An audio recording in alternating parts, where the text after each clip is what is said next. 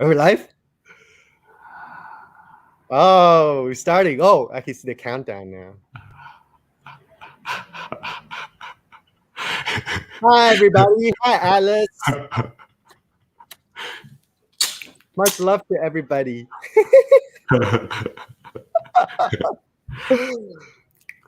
The Infinite Brah is back for round 2, now as Eternal Brah. Oh, man. Well, the reason for that is because I've been kind of just resting in silence the last, I don't know how many days. I've been like experiencing life through the peeping Tom, the keyhole of eternity, like a peeping Tom.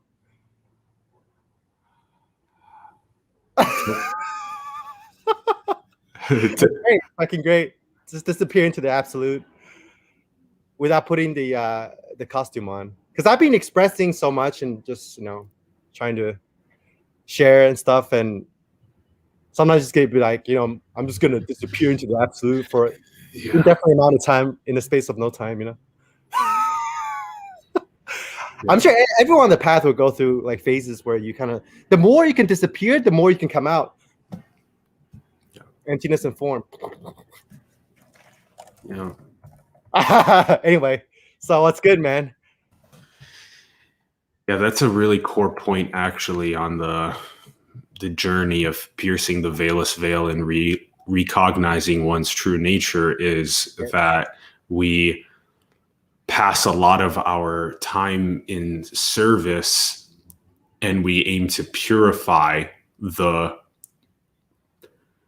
where we're coming from, so that is truly in service to these other costumes of infinity, recognizing the true nature. And in doing so, sometimes it's important to go and recharge said batteries, and that's the detoxes, and that's the really more in-depth just abiding as the absolute right here in Rigpa. Just this is it.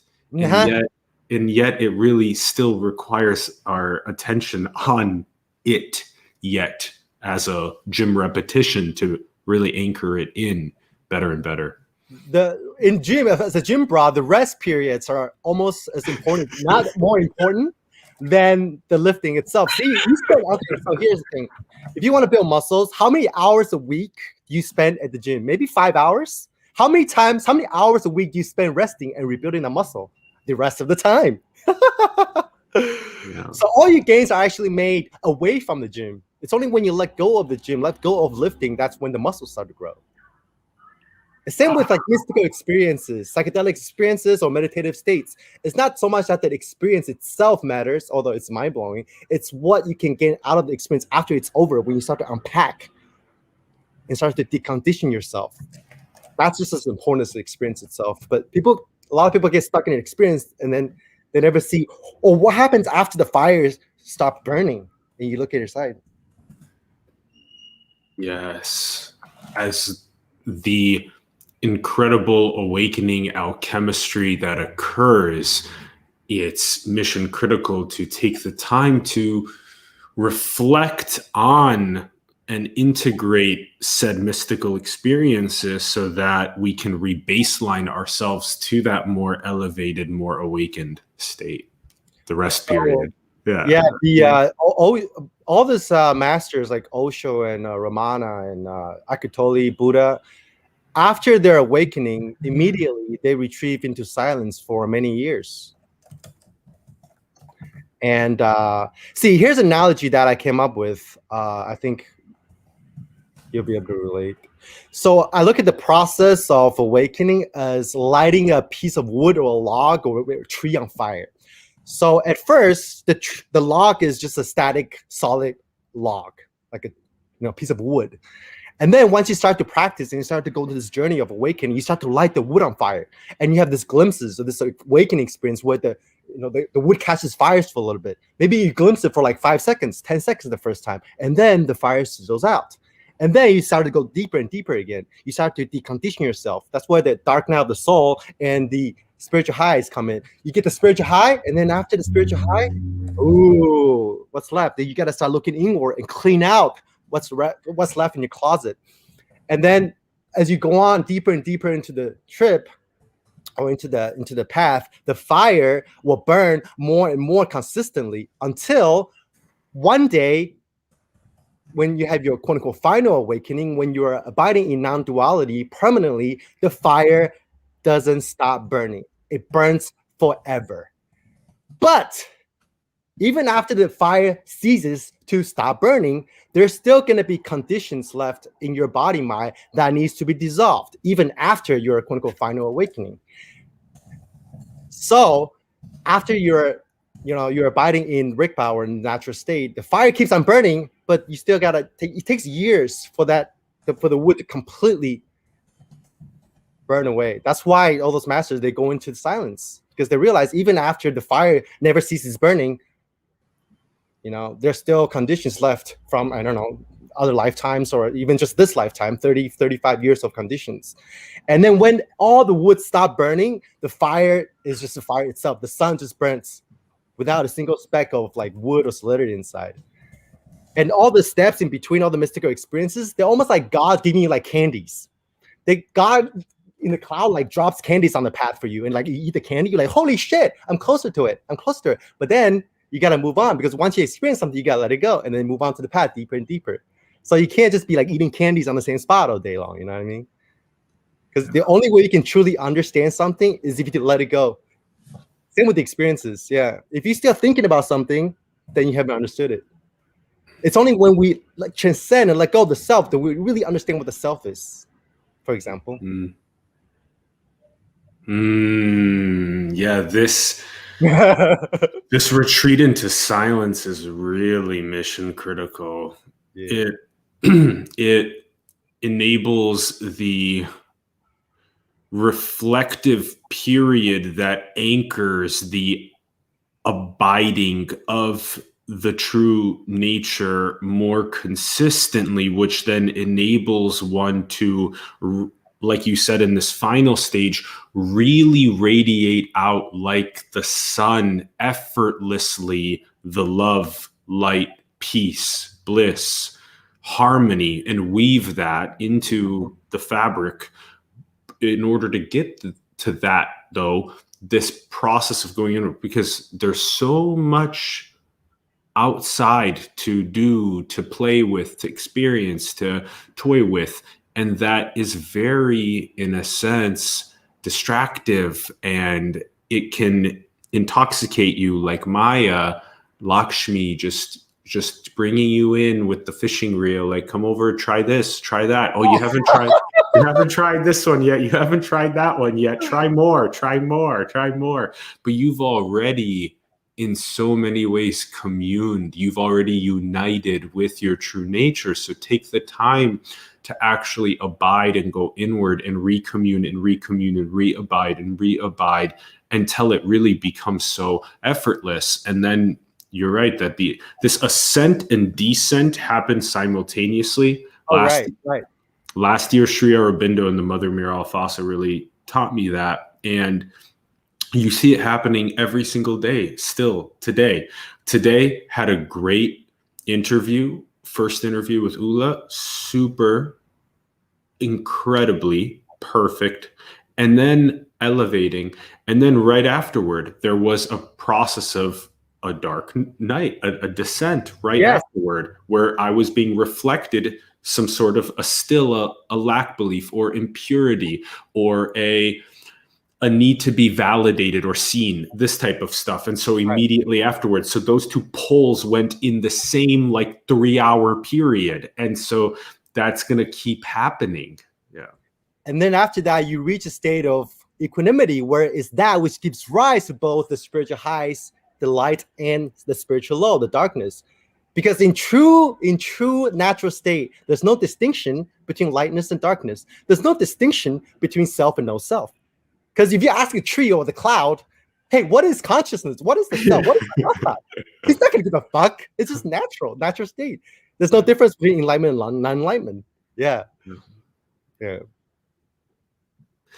This is probably one of the most important conversational points, probably, is the natural state, aka be here now, aka Rigpa, aka void infinity, aka nothingness, everythingness, aka beyond coming and going, aka Buddha, being and not being, aka Buddha plus Atlas merged into one.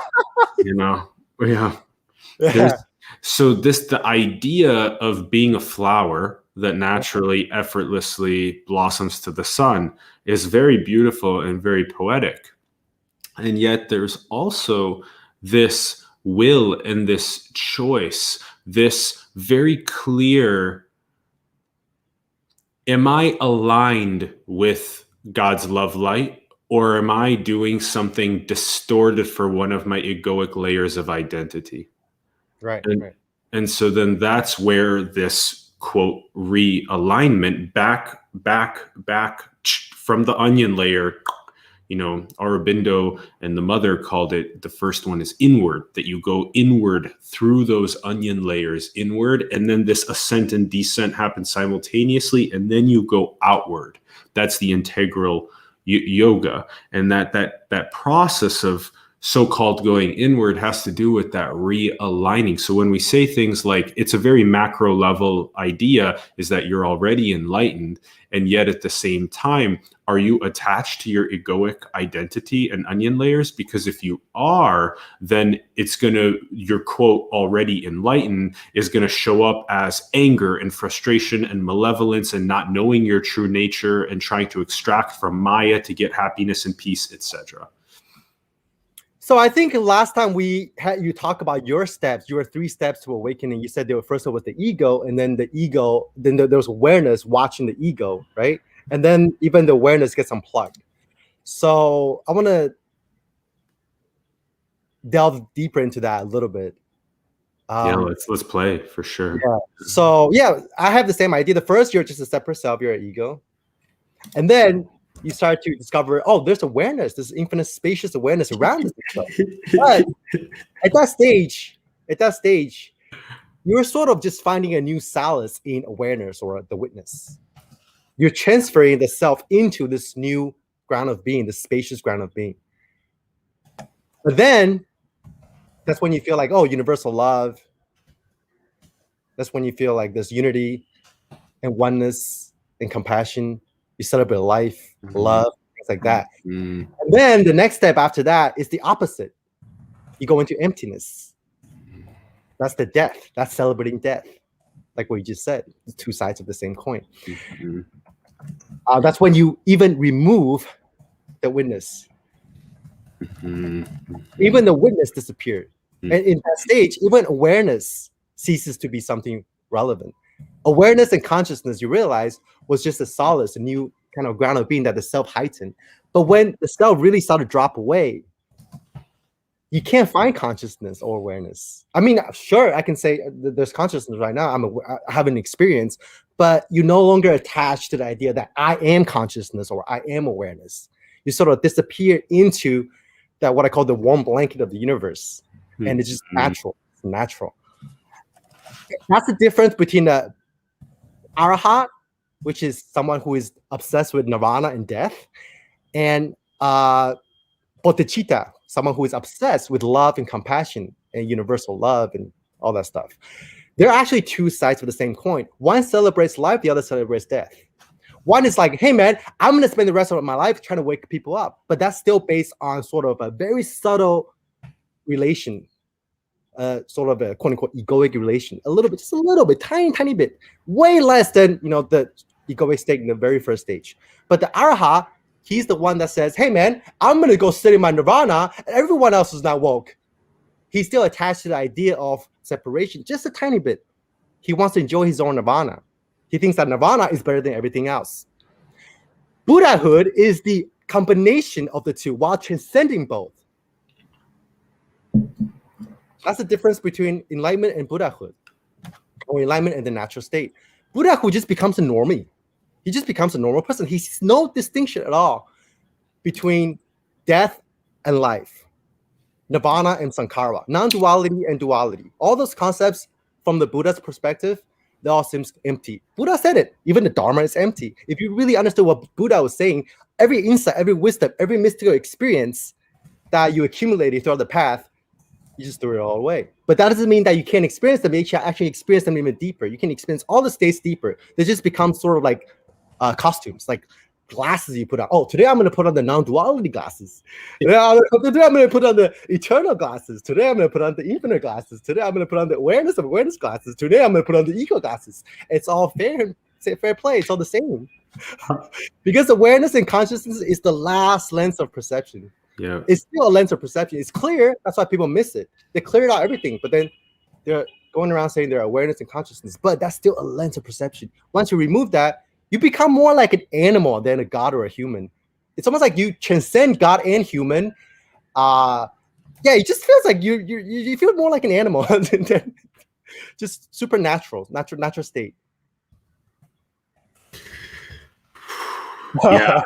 So, yeah, there's this, like we described, we can take this from this being the absolute, you being the absolute exactly where you're at right now. And that, right, totally. And we can take it from there, and then we can also take it from, as we were describing, where there is this alignment with love light, and then there is the distortion of the ego layer out here, where I'm trying to get peace and happiness from Maya. I don't know that we actually share our awareness, that we share our source, that we are the creator of this reality. When you don't know that data, you are so much more running algorithms and scripts that create suffering. Okay, so now we have that. So that's number one, like you listed, is the ego. So these layers of identity. And then we become really, really subtly aware as we go inward. We become subtly aware of awareness itself, of observation itself, of witnessing. And as we do that, that is also a gym repetition. It's both it's a gym repetition. It's both the gradual and sudden merged into one. And so you're gonna, over time, even today, still there are moments where the Atlas costume is much more aware of awareness, and there are days when it's not as aware of awareness. There are days when it's very aware of being source of infinite possibility, and days when it's not. Yeah, it's all the same like that. And so, okay, so there's that. So that second step is, really kind of becoming hyper vigilantly aware of awareness itself. And then that's usually when people unlock this heart chakra, and they start, they feel that unity, that love, that cosmic consciousness, that Christ consciousness. You begin feeling that, and you love service, you love love. Love is the vibration of the entire planet and the whole harmonic that's occurring, and the whole Leela, the whole divine play. And then there's the recognizing that even awareness itself, just like in a dream, when we simulate out our dreamed environment, we also simulate out the observer itself in the dreamed environment. And so, like you said, it's the very last attribute is the actual observer. The actual awareness itself is the very last attribute to also, in a sense, transcend, make it into an object and transcend even the all-inclusive awareness. And then there's this emptiness, nothingness, the very nirvana, and this is where it becomes two sides of the same coin, because you don't stay there. It's not a place to stay in. You take what you recognize as all of these being dreams and dreamed explorations of a one infinite intelligence, and you decide to then merge with Atlas at the same time, and weave your enlightened realizations into society in terms of architecting the frameworks that then maximize prosperity and abundance and play and harmony and creativity and gifts and uniqueness. Because ultimately, intelligent infinity adores the process of expressing itself like fireworks. And that's why the Frank costume looks a certain way and this Atlas costume looks a certain way. It's because we get to express ourselves. That's why the song NWA, express yourself, dun dun dun dun dun Express yourself. And Katy Perry, baby, you're a I love that song. Yeah. That's a spiritual song, bro. Woke. So that's also what we're talking about. The last stage is just the last picture of the 10 ox Zan sequence, the full circle, where you catch the ox. At first, you see the first stage, you see the footprints of the ox, and you see the tail of the ox. The ox represents enlightenment. For those of you who don't know this picture, maybe we can pull that out. Did we put that out last time, or did it? No, we didn't. Tell me. Okay, Tell me. The Zen ox 10 pictures, 10 steps towards enlightenment or natural state. Is the 10 pictures of the parable. Oh, yeah. I think every tradition has its own way of talking about those steps, those processes, which at the end, there's no process at all. There's no path at all. Yeah, there's the 10 bulls, which is one of the 10 bulls. That one. Okay, right. So let's pull it up. Right. Is that the 10 bull? This is the 10. Yeah. In search of the bull, discovery of the footprints. Right. That's when you have a little glimpse of it. And then perceiving the bull is when you have a glimpse of it. Footprints is more like, oh, I read it somewhere. I read it somewhere. And then finally you perceive a glimpse of the absolute or infinity or the natural state. And then you go on deeper into the path, you practice even more, and then you catch the bull. Catching the bull. And then you tame the bull. That's when you really start to like integrate with this thing. It's bull is such a great metaphor because the thing is it's wild, it's huge. I mean, it is nature itself. It's not easy to tame, and it's not easy to ride. That's why all those teachers, they go into like 7 years. They say it takes 7 to 10 years to integrate this thing, which makes sense. This one Zen master said it took me 12 years to get over it. He's talking about that. Yeah. Yeah, it takes 12 years to ride the bull and tame it. Wow. Because the switch from your personal identity being this small self inside the head, this limited mitsu, to like all of reality, that's huge. That's a process. Yeah, we're not going to go to the gym and bench press 300 pounds day one. Yeah.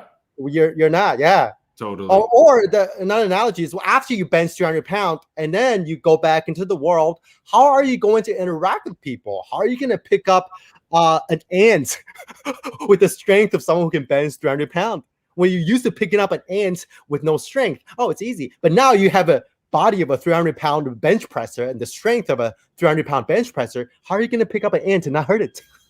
Yeah. And then you have the number 7, the bull transcended. That's when you sort of let go of the whole paradigm of spirituality and awakening. You wake up even out of awakening.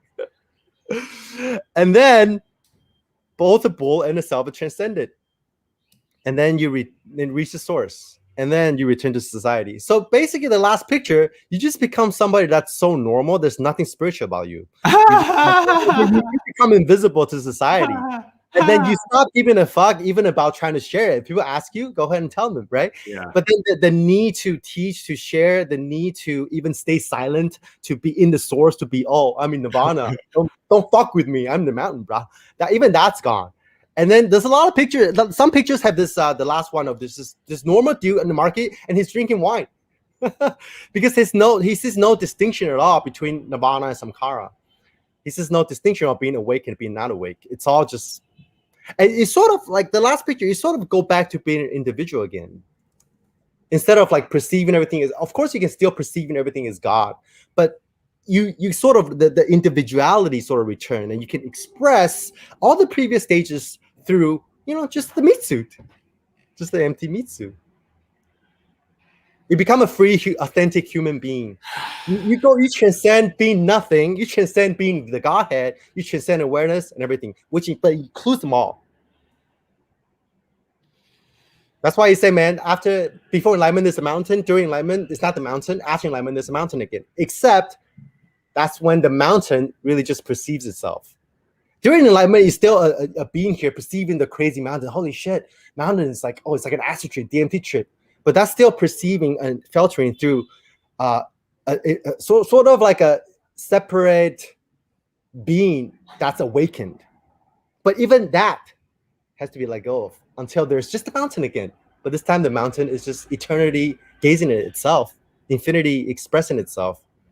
Because there is a difference between infinity expressing itself and eternity gazing back at itself versus the human character perceiving infinity, the human character perceiving eternity. Those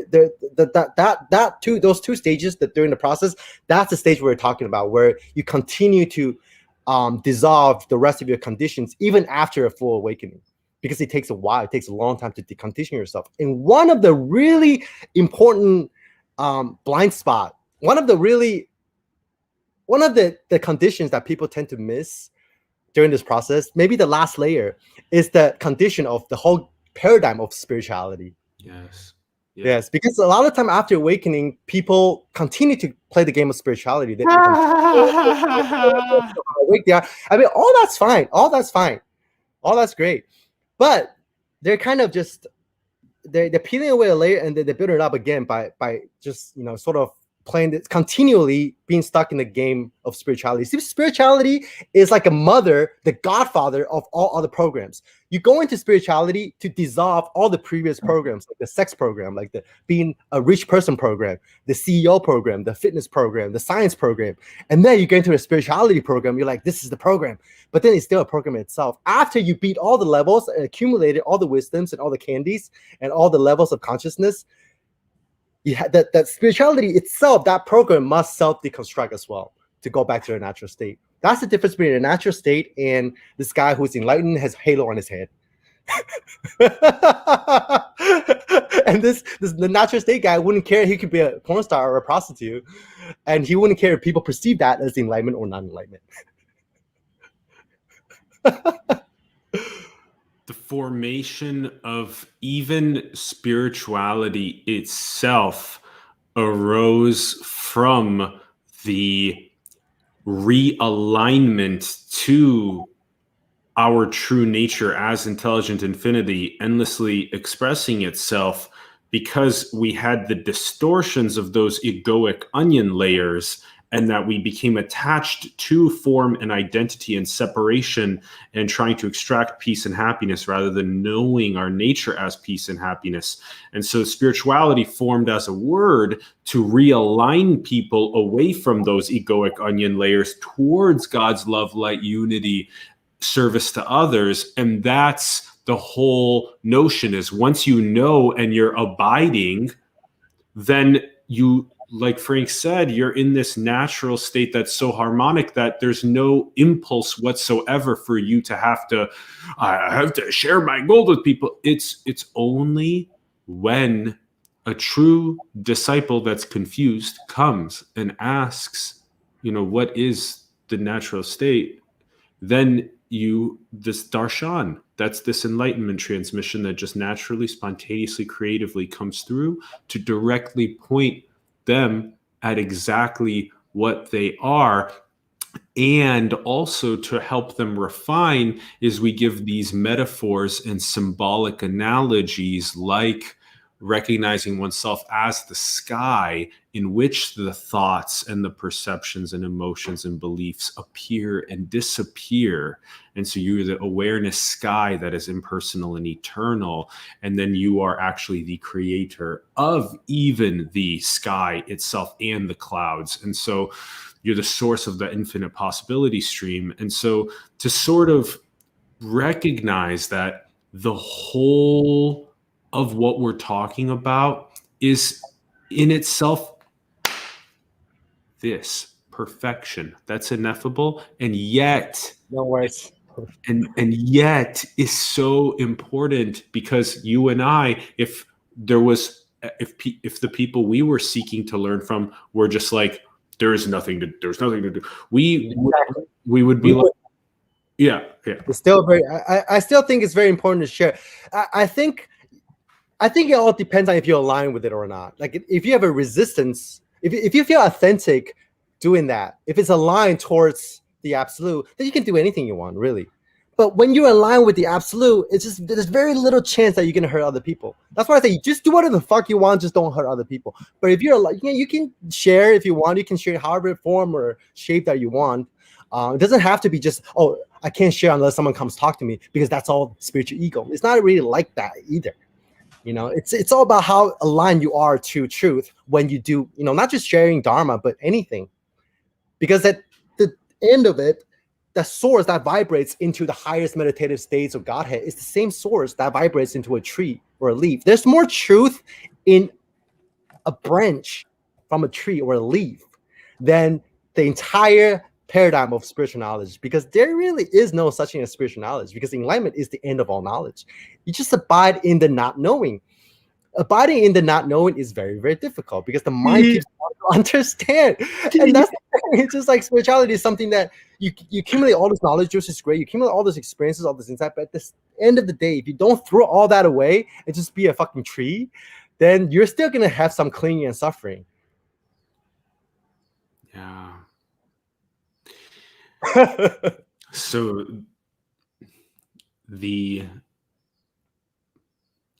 simultaneity of absolute, ineffable perfection, mystery, enigma, just simultaneously with these maps, symbols, analogies, metaphors for those that don't feel like I am a flower growing towards the sun, but they feel like there's a mind inside of the flower that is toiling them around from suffering to suffering, that right. Then there's a way to go whom, and then that's what we're talking about. And then even then, when you get to the whom alignment, then again, go through the process of the absolute absence of symbolization and maps and meaning and all of that. And then once you've really abided as that as well, then recognize, okay, well, there is naturally, spontaneously will be a time when right. You will turn and then serve those that do seek as well. And then you can put on the costume of all the different knowledges or different spiritual traditions or different lenses of perception of how to experience the world perceptually. But then you're just not attached to any of them. You're not attached to a certain school or a certain path, or this experience is more true than your experience. You sort of just detach yourself from all of it. And you realize that all of it is it, but none of it is it at the same time. That's when you transcend being and non-being. The absolute and the relative. Yeah. Oh yeah, I have this analogy. Since we love analogies so much, I have one more analogy that you like. Mm-hmm. The first stage is this: you're the little boy and discover that you have a penis, and then you discover that you have a penis and you can ejaculate, and then the third stage you discover that you could fuck a woman or two or three or whatever, and then the fifth stage or the fourth or whatever, you discover that you could fuck the universe while the universe is fucking you. And the final stage, enlightenment, is when the universe is fucking itself. And then you sink into the natural state, which includes but transcends all the other stages. You can still fab if you want, or fuck the universe, or fuck two girls, or just, you know, be a flower. It's the reflexivity that really matters. It's a reflexivity. See, no self. A lot of people get stuck in this idea of no self and emptiness. Yeah, because that's just one view. Even non-duality is just one dimension of life. When you first access it, you think this is it. This is everything. Well, it is true. But then once you let that go, you realize, oh, I never truly understood it until I let it go. And then now you have this different lens to play with. You can wear the lens of a self. You can wear the lens of no self. You can wear the lens of whatever self in between. But it's only when you let go of all the different layers of the mind can you comfortably put them on like a wardrobe without being attached to it. Truly being an invisible man who is capable of putting on any type of wardrobes and costumes and not feel any friction. Yeah.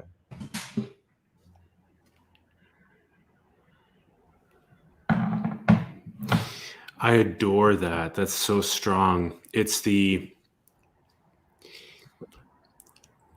process of, let's start with if, even in the first place, because there are still quite enlightened parents, conscious, awake parents, and also conscious, awake, enlightened indigenous traditions where they don't even allow in the first place for the egoic layers of identity like onion to form in the first place. The awareness to grow. Yeah, so it's right away from the beginning. It's true embodied knowledge of being an expression of infinity, a firework, and being both that emptiness and all form. And so that's beautiful to have that. And that's definitely a huge part of the planetary pedagogy as we get to our more awakened civilization. Now, in the 3D third density matrix that we were born into, that when we talk about matrix, we reference things like government, politicians, propaganda, economic machinery, high fructose corn syrup, fast food, all these things that are like, they're the lockless locks that anchor us. Lockless lock. I love it. And that our process, like you described, it goes from a place of, you can say that like you said, you little boy with a penis, and then you learn you can ejaculate, and then you're like, oh my gosh, I can have sex with women. And then there's you transcend again. So this is a really important part, because I would say most people are at the place where they're having sex. They're really enjoying swiping on the Tinder and platforms where they can hook up culture, this type of stuff. It's not just the hookup culture. It's almost like if you're doing something for approval of another like colleague in your work, that's the same thing. Yeah. Just like your identity is based on how the other party perceives you. That's perfect. That's the part where you find out you could have sex with people that makes you happy, and then you realize you could have sex with the entire universe while the universe is fucking you, and that's when you get into spirituality and the pinnacle when the universe fucks itself, and then you jump all of that. Yes. So we'll incrementally go through the explanation. This is really a beautiful way to share this, Frank. This was really nice. Is that when we go and we seek to have bliss and peace through our orgasms from having sex, and we get validation as well. My whole identity is based on my costume being validated by other costumes, but we don't. But these are, when you're in the third density, you're not calling it costumes because you don't know that I is even shared. And so you think that these are separate entities and whatnot. And so what happens is then you work into piercing that veilless veil and getting to a point where you're like, wow, this is the universe fucking itself. This is beautiful. I can have sex with the whole universe. Prana, even the word itself, that life force that comes, every single one of these inhalations is so DMT-y, every single one of them. And so when we really tap into that, then we get to a point where I'm having sex with the phytoplankton and the trees of the planet as the whole oxygenation of the planet is occurring. And I'm taking 20,000 of those per day. And so then you're getting into much more spiritual awakened states. And then, yes, the universe fucking itself, and then realizing that whole infinity expressing itself endlessly. And then the natural state, as is written in the banner, as Frank described, is when you drop all of the categorizations, and instead you're able to, like a ninja, like a Jedi, playfully put on these different lenses and jump between. One day, if you're feeling spontaneous, go and fuck a girl. Fuck a girl. After you fucking go into your God mind state. Or simultaneously, maybe you can fucking go in your God mind state. And then afterwards, you just be a tree. Go and so this is, I would say that the natural state is sort of what happens when you drop, in many ways, when you drop your point of view and you drop ideas and you drop symbolization. And what you do is you go on a walk, and as you're on the walk, you surrender to the absolute flow, And what happens is you're walking and then you see a flower and you stop and Yes. you enjoy you enjoy that aroma of the flower, and it's beautiful, It's and like you actually yeah. It's just and like being a little kid. That's it's like being a little kid and an old man and a monkey, more so than being a really spiritual person. and this is the thing is that, and then after the flower, that there's the the person that's chilling on their bike and right on the sidewalk where you're walking, and that you guys look at each other and you smile, and at that point, many people, if they haven't played around with this sort of ability to navigate through this, they may just simply walk right past, and you can walk right past if that's what arises. But it's the confrontation of the souls. I've really enjoyed that a lot, is when you, in a sense, you stop and you do post smile, you're like, you feeling that peace and bliss of the natural state, and the person, even though they might not be at such an elevated state, they become like, to me, this happened a couple of days ago. They said, they're like, you were meant to show up in my life. Like, I have been wondering about this exact thing. You were meant to show up and to talk to me about this natural bliss and peace.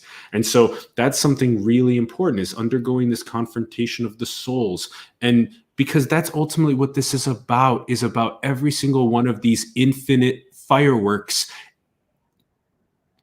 undergoing a relational process with itself to awaken to its true blissful, peaceful, amazing nature. Yeah. Yep. Yeah. Yep. And I love that. That was a really good breakdown from you. And that, again, if we can take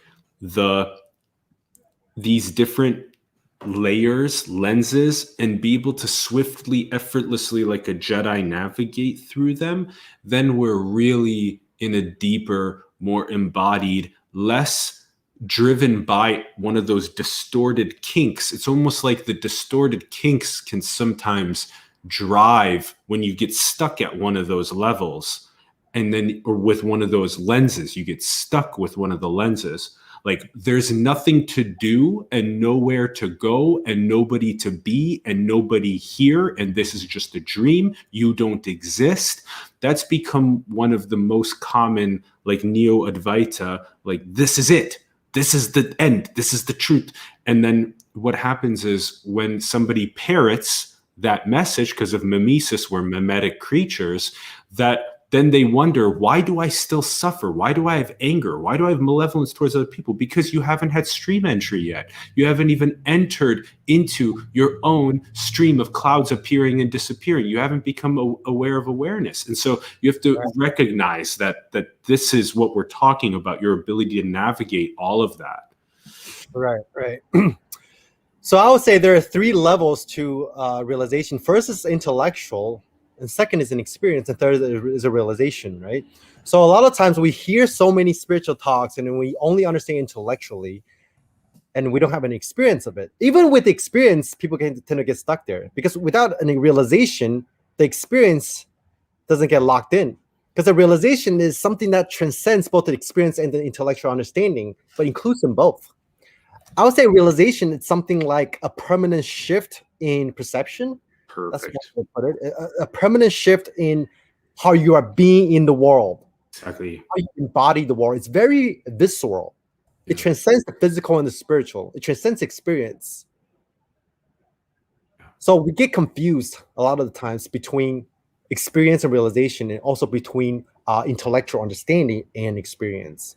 There's so many spiritual talks out there. I was talking to one of my clients yesterday. I was like, how's your meditation going? And then he was like, I meditate here and there, but why meditate when I can just listen to non-duality lectures on YouTube? I'm like, you can, if you're doing like self-inquiry on top of that as a supplement.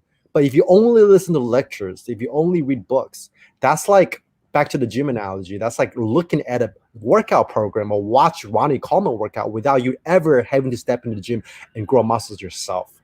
That's the difference.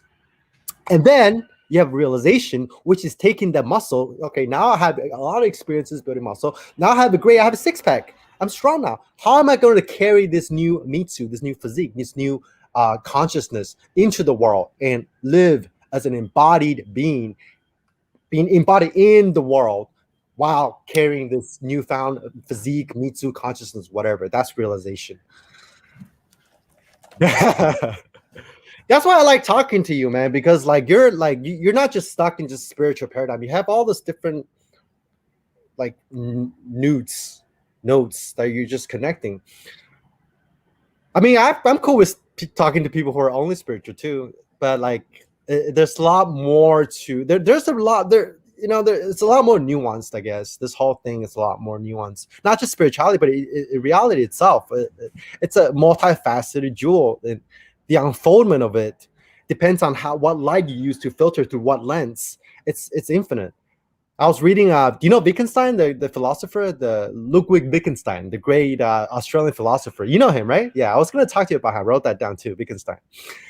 So maybe you can pull out the Tractatus and we can read a couple of lines. I think Wittgenstein is he's on the verge of enlightenment. He's playing with his mind and brain with logic so much that any moment he could just completely bust through it, but he didn't.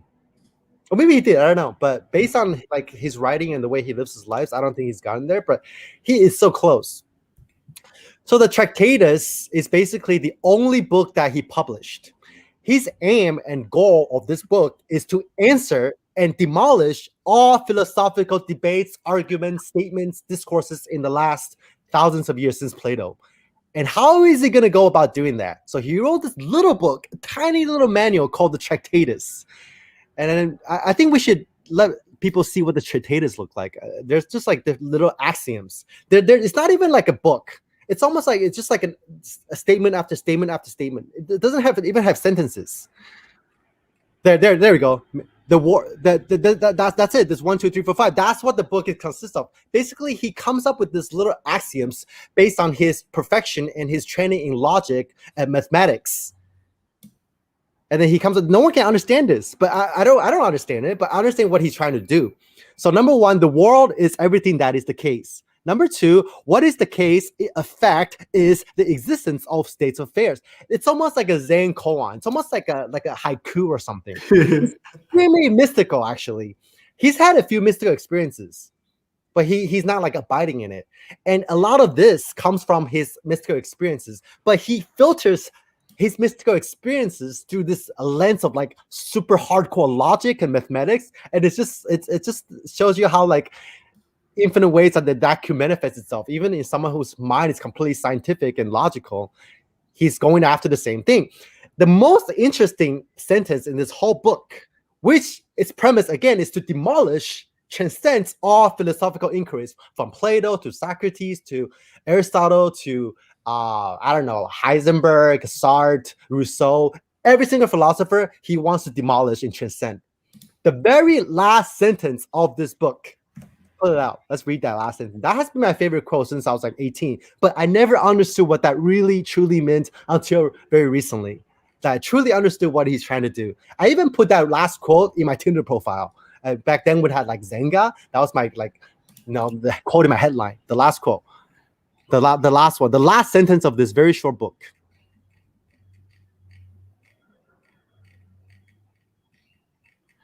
What is it? Maybe I can search it. What cannot be speak of must be passed over in silence. There you go. That's the last one. This one? The main thesis, right?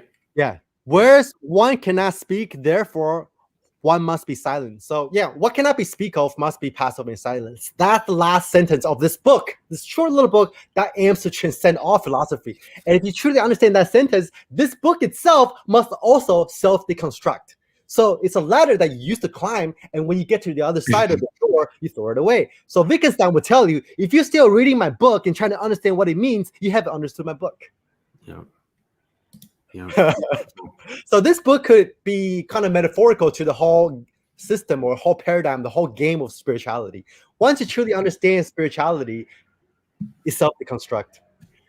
But funny thing is, after like 20 years of saying nothing, he went back to like he became like a kindergarten teacher or something, became a gardener or something. He still came back and had a new system of philosophy.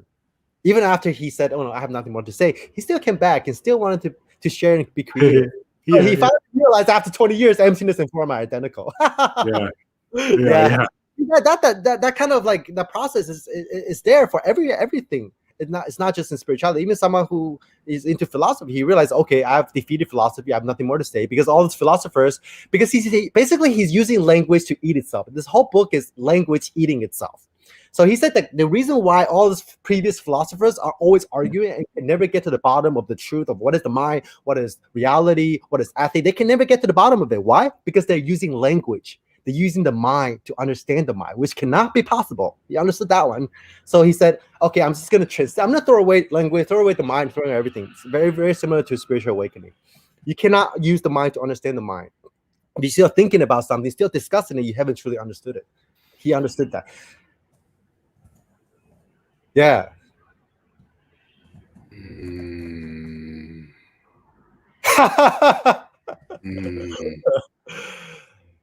In many ways, yeah, this excites me because what Wittgenstein was expressing was very much like what Kurt Gödel was also expressing. Yes. Yeah. Exactly. And which Douglas Hofstadter has picked up on and is now strange looping. Yes. And we have Donald Hoffman also taking a lot of these ideas and bringing them forth. And we have Eric Weinstein as well, taking a lot of this, bringing it forth. It's exciting to see the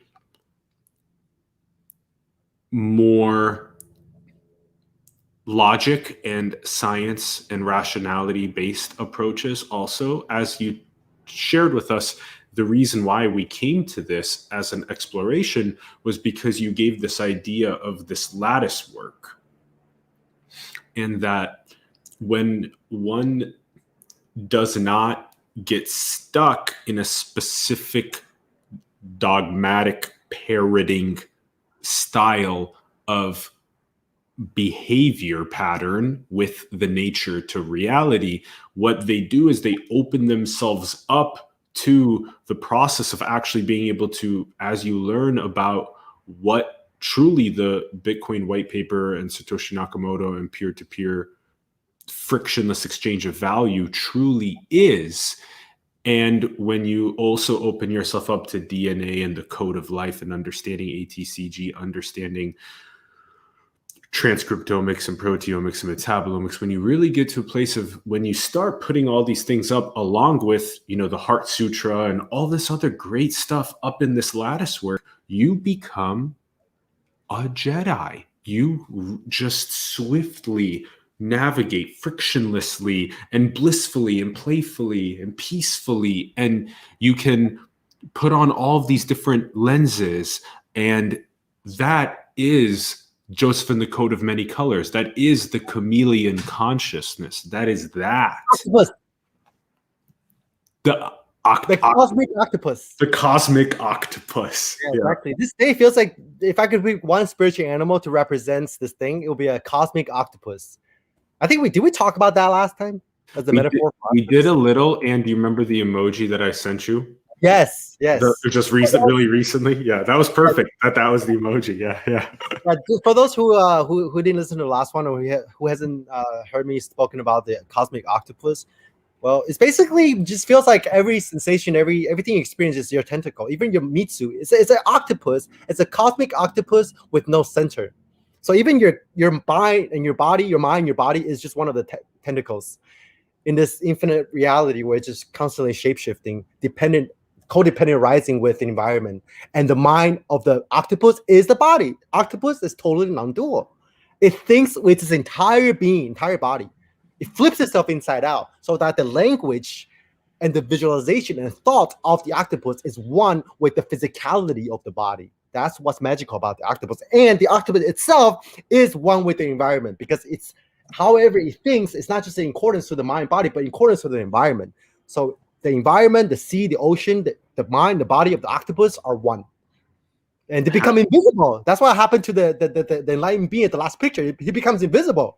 Only when he wants to, and then he can emerge and ejaculate his cosmic cum, like the octopus, like ejaculating the ink, and just throw his cosmic, spiritual, metaphysical cum at people, and then might fuck people if he wants. Check this out to synthesize with the cosmic octopus, the villi inside of the gastrointestinal tract. Oh, so, right. So each one, yeah. Make it bigger. Yeah. So in a sense, each one of these is like each one of these is like the you and I, these costumes. Right. So these are like the fireworks of intelligent infinity, or like these tentacles in the cosmic octopus.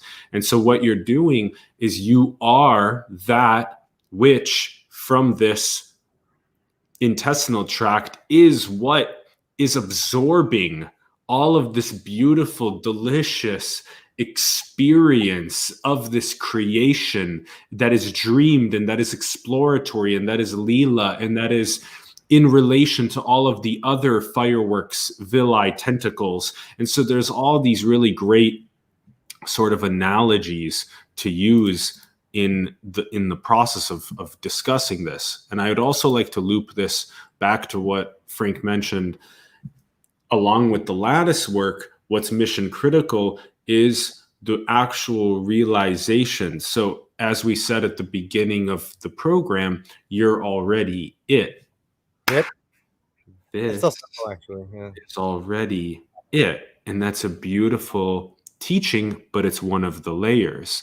Another one of the layers is that realization is the process of becoming aware of awareness itself, rather than having this mind that is on these layers of identity and trying to extract peace and happiness and all this type of stuff. Rather, align yourself with the God's love light that is already omnipresent at play, rather than the layer of your costume that you're attached to, trying to prove and get validation and creating malevolence and suffering, this type of stuff. So it's mission critical to recognize that there are these lenses that you can wear in the process, and that realization is what we talked about simultaneously. So this is why the process, people wonder sometimes, they're like, well, why even do these, gym repetitions and whatnot? What's the point of doing repetitions? Well, for me, for example, 5 years ago till now, it went from a place of being totally unaware, totally unconscious, totally algorithmic, totally scripted, to now in a place of bliss, peace, sovereignty, and just in the feeling of true ineffable perfection. Whereas, even a year ago, the feeling of ineffable perfection, there was not a causeless joy and an imperturbable peace at the stage that it's at today. And so that's the whole thing of why abide is that it richens, it deepens. It deepens. Yeah, it deepens. Even after you make the quantum shift, even after you light the wood on fire permanently, there is always going to be more deeper and deeper stuff that you can explore, not just through spirituality or meditation itself, but through other fields. See, that's why the tentacles, like I can be looking, I can experience the cloud right now, or the wind, or the birds. They're all my tentacles. And then looking at you is the tentacle. Looking at a piece of art is a tentacle. Looking at words are tentacles too. It's not like one tentacle is more true than the other. It's like, the absolute can manifest itself into concepts too. It's not like, oh, no concept, I'm not going to read any books, I'm only going to stay in the now. You know what I mean? Then you're already limiting yourself to whatever it is that is. That's why you always have to go meta. And by meta, I don't exactly mean going a level above, although it's kind of like that. It's more like just dissolving yourself, eating yourself from the inside, like the snake biting its own tail. That's what I really what I mean by going meta. Because a lot of people, I used to do that when I was going meta with the mind, I used to have one level and I would come up with another level to look at that level, and then another level to look at that level. But then you're just adding on more and more layers, right? True going meta is like the strange loop where whatever it is, the case eats itself. So not just the philosopher that we talked about, or the Wittgenstein, or the bunch of artists and scientists and intellectual you mentioned, but even in spirituality, it's talking about the same thing. Buddha says even emptiness is empty. You think you realize emptiness? Even that's empty. Go beyond the beyond. Go transcend the transcendence. Oh, I'm sitting in the transcendence. Well, you transcend the transcendence, right? And even transcendence must eat away itself to truly transcend. And you have people like Ramana Maharshi. He says things like use the mind to dissolve the mind. Same deal. They're all talking about the same thing. It's like the Gotteld thing. The system needs to eat away itself to really understand the system. It needs to eat away itself. Yeah. It sounds like there's an ice cream truck playing in the background of your. It's actually a music. It's trash car. It's trash truck. Oh, it's a trash truck that plays ice cream truck music. That's great. We should do that in the U.S. Taiwan is great. We should do that in the U.S. We should have trash trucks playing ice cream truck music in the U.S. And then we could have our little get together in there. We can do our podcast in there, and we can have people come and we have a little sangha in there. I put Cosmic Octopus in the banner for us because it's really deepening its poignancy as an analogy here in this costume as well. Because when you quote experience, especially the shift from the 3D matrixy third density human to the fourth density love heart chakra opening, when you experience that, what it enables you to do, if you really train this, you can really become like those cosmic octopus tentacles, and you can, in a sense, jump between all of these unique aspects of that cosmic unity, Christ consciousness of all being love, light, playing with itself, infinity fucking itself. And so what you can do is you can do things like, for example, I like to do this fun exercise. There's two that I'll give. One of them is, it's pretty simple. At any point on the planet, there are approximately 1 billion people asleep at any time on the planet. And so what you can do is you can tap in to that collective that is asleep, that 1 billion of the 8 billion that are asleep and the 7 billion that are awake. And so out of the 7 billion that are awake, probably about 5 or so billion of them are in the process of doing something in the machinery and economic machinery, political machinery, and then maybe another 2 or so billion of them are either in the morning or at night in their cycle, so more relaxed type thing. So tap into that aspect. And then another one, to, if you really want to kind of play at these higher levels, is you begin to hold on to beyond your awareness to a more impersonal awareness. So you begin holding simultaneously. You can do this with like 2 people and begin holding as you have a conversation with somebody, you're holding both your awareness and their awareness as the great I am, and you're holding it for both. And then you expand that out to 3, 4, 5, 6, expand that out to a whole city, expand that out to the whole planet. And then what you get, if you really want to start playing at these kind of bigger leagues of being able to tap into even awareness itself as an attribute, what you can do is you can begin visualizing things like this, where you begin taking what is this last attribute of awareness and I can see if I can get a nice little zoom on that. There we go. So you are source that makes the witnessing of infinite transience. And so can you visualize the process of you being that which is this all-inclusive awareness that is all over the planet, watching, witnessing, creating, playing, all of this cool stuff on the planet, and doing that endlessly with different creations, different civilizations, different form, different costumes, all this type of stuff. And so these are the little styles of fun, like gym repetitions as activities that we can do. And they're very, in a sense, they're not really in the spiritual nomenclature. Nobody really gives you this example of, this is why Frank and I also resonate really deeply, is because we both care a lot about the visualization of the nature as well. And when you do that, and this is, stuff like this is actually courtesy of, this is courtesy of Frank from 6 weeks ago, right? Infinity expressing itself. You get visualizations like this that help you a lot in the process of recognizing your true nature. And there's another couple in here that Frank passed along that are really strong. This one was one of the recent ones as well.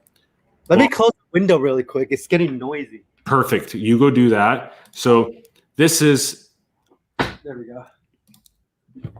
This is another one that, that we recently made to synthesize with nature, because you have the hummingbird that comes and sucks the nectar out of the flower. Yeah, the same way that humans suck the nectar out of the Big Bang. That's amazing. So there's ones like that. And then there's, this is one that also Frank passed along that was... What you just described, that little exercise, you said that the contemplation that you did, where you kind of expand your awareness first to cover the other person, as if you guys have the same awareness, and then to 2 people, to 3 people, to the entire planet, to the whole universe. And then you said the next step is to even go beyond that and realize that even that awareness has a source, has the unmanifested. And then that unmanifested can manifest awareness, or it can manifest in other different types of lenses of perception. And that's exactly what we talked about earlier too. It's like that initial step of expanding your awareness to love, to unity consciousness. That's sort of that the love step, the Jesus Christ consciousness step, the oneness step. And then you go to the emptiness step, where you realize that you go to that, what I call the dark light of the absolute, which manifests both darkness and lightness, right? Which manifests not just infinite Christ consciousness, but everything else. So you go back and forth between those two extremes. That's why we talked about earlier. You want to share, and you want to go into silence. You want to share, you want to go into silence. One step is absolute infinity, as I call it, and the next step is absolute nothingness. But it's the merging of the two. It's the simultaneity of the two. That is the realization. That's it. Perfect. Yeah, that is the realization. Yes, it is. And that's what the mystics, the sages have been pointing to, and that you will never come to the end of all of the creative possibilities that you are exploring, and you will also never be any of those. You will always be formless emptiness as well. And so when we say go beyond birth and death, go beyond coming and going, we mean be the ineffable perfection that is this. Yeah, and the only thing you can see, there's nothing to say about this thing except for, this is a table, that's a chair right there. It's so simple. Yeah, and you're at peace. And this is also, we wanted to share this with you guys also. Let's share our boom boom. Oh, the sculpture of God. Yeah, that's a good one. Yeah. The first reaction, the first thought that I had when I came across this picture was during my entrance to stream entry on my second retreat. So I was meditating at a Goenka retreat, 12 hours a day. On the 10th day, the last sit on the 10th day. I was like, I knew something was happening. I just knew something was happening. I was like, I have to sit through this sit, and however long it takes, I'm gonna stay there by myself, even after the going card discourse, if I have to. I just knew that I had to break through something here. I could feel it. So I was sitting there after like 3 hours. I could see this image sort of emerging just from the distance. At first, it was very small. It looks almost exactly like this. At first, it was very small, and then it became bigger and bigger and bigger and bigger and bigger and bigger. That's when I was already sort of doing self-inquiry, sort of abiding in the awareness phase. That's what allows this to manifest, because I was already pulling away from the Frankian entity, from the meditator entity even. Yeah. And this thing emerged, and I was like, the first reaction I had was like, holy fuck, this is fucking creepy. It's creepy because it's, first of all, it's so familiar. It's almost like that's home, or like that's always been me. At the same time, it's extremely alien.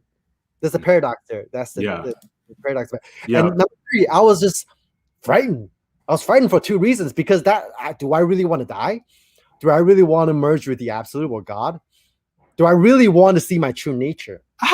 Which is why we run away from the inward path. Here's the quote that we can put up. Everything that we do in life as separate individuals is to avoid the nothingness that you are. It's to avoid this. This is nothingness, which is why it's also everything. And then I was like, everything that I knew and experienced throughout my whole lifetime and from everybody is in there. That's the potentiality of unmanifested, which is the same as the manifested. Is this it? Everything we do in life is to avoid nothingness? The nothingness that we are. That we are. Let me. So at that point, I was like, I could just stop meditating and then just go back to my life, or I could merge with this thing. There we go. So this thing, it's almost like the screen, the let's call it the screen of God. And then this is the screen of Frank, which is already detaching itself from itself. That's why the screen of God could appear in the perception of the screen of Frank. But then they're actually the same thing. So I was like, once I realized that, man, I have to do this. I don't know when I'm gonna get another chance, because after like 10 days of meditating for 12 hours, this thing came up. I was like, I don't know when I'm gonna get another chance to die. So that's getting closer and bigger and bigger and bigger and bigger and bigger. And then all of a sudden I blanked out. I thought I could enter it. That was my original initial thought. I was like, I thought I could enter it and go into a tunnel and experience God unity or whatever. But then that wasn't the case. I totally blanked out. And that is the secession right there. In the secession, there's just nothing. It's almost like a few friends says they're taking it away from the cinema of your life. If there's still something, it's not it. So I completely blanked out. There was no experience at all. There's not even an experience of nothing or God, nothing, which is almost like I fell asleep, but in a very high concentrated state. That's death right there. And then I came back in, and then I just got popped out of the God of the Godhead. And then there was this like whole body bliss. And then ever since after that, I knew I entered stream entry, the first stage of awakening, according to a Theravada Buddhist tradition. Now, I used to be pretty attached to those paths, but not anymore. But just in accordance to the Theravada tradition, after that event was when everything just goes exponentially faster and faster. And then my perception after that just shifted. I could feel like, my perception was panoramic 360, but there was still a bubble. I still haven't broken through awareness yet. So at the time, I was like, my head got really big, but there was still a distortion. There was still the awareness. I could still sense a bubble. So that bubble has to expand, and the character has to continue to shrink. The seeker has to continue to shrink until the seeker is nothing, and there's no even bubble of awareness. There's not even consciousness. There's nowhere that the self can hide. Not even in awareness. Not even in consciousness. Not even nothing. So that was my first reaction when I saw that picture. You brought me back the memory of entering stream entry. And then, that is the sculpture of the absolute. that is a depiction, even though you can't really depict what your true nature is. And by the way, from the communion that I've had as well, validates also, as well as the communion from the people that I've talked to and featured on the show around their realization. So that's really validating the many paths one end. And also that when you asked me a little bit ago to also unpack and describe what it is to transcend even the all-inclusive awareness itself, it is this. It's becoming the nothingness that we purposely are avoiding, because the nature is the perfect of the eternal fire working away from nothingness. Right. The whole thing is infinity expressing itself away from nothingness, endlessly fractaling, just like this image, the sculpture of God, is also, in many ways, it is, as we had when we first pulled up the program, it is like you see when you look up our homies over at Mathstown. These guys are the homies, because it really is this. This is what we're talking about. We're talking about stuff like this. This being it. This being infinity, endlessly fractaling, expressing itself as your unique costume. Endlessly, your costume, Frank's costume, the 8 billion costumes right now, the next creation that has different vehicles, that has a different civilization, that has a different history, that has a different rock orbiting a star, that doesn't even have rocks orbiting stars, that doesn't even have nervous systems, it doesn't even have DNA. It has all this different, you can never come to the end, and you will always be something new, you will always be something unique, yet you're also nothingness. Yes, yeah. And so get used to, Benoit Mandelbrot has this incredible math that then we turn into the visualization that is as close as we can right now. And Frank and I are aiming to collaborate on creating visuals that even help us recognize not only this, but also this specific expression of our creation, and then going beyond that as well.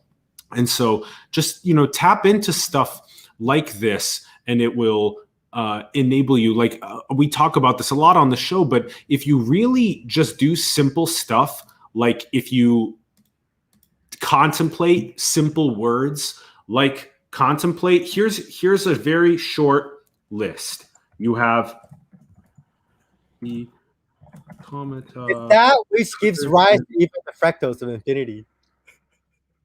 It's the inconceivable and inevitable that gives rise even to that animation, right?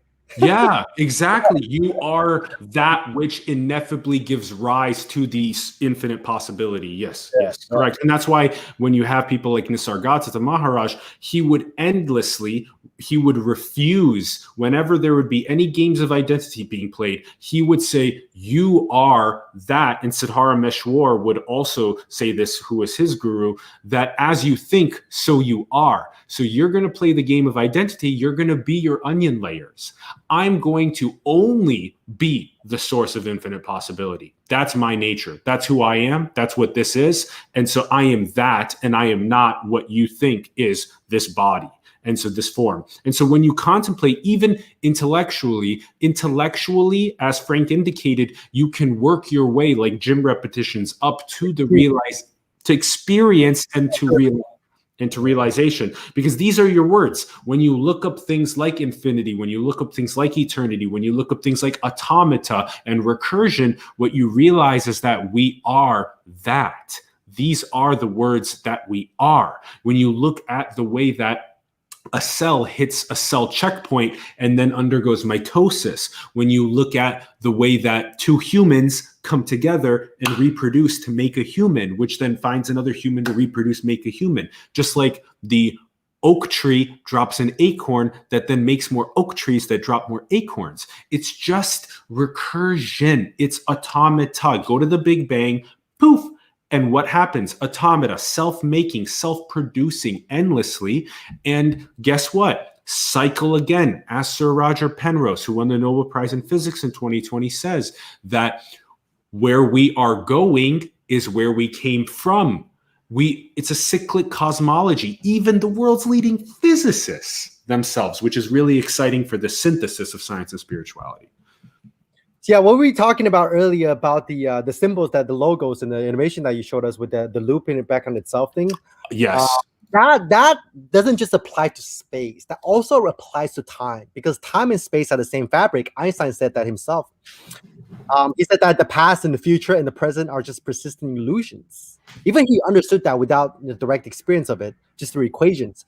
So that infinite loop that I always tell people, I always like try to illustrate to people, that snake biting its own tail, the universe eating itself, or this picture, or whatever, that also applies to time.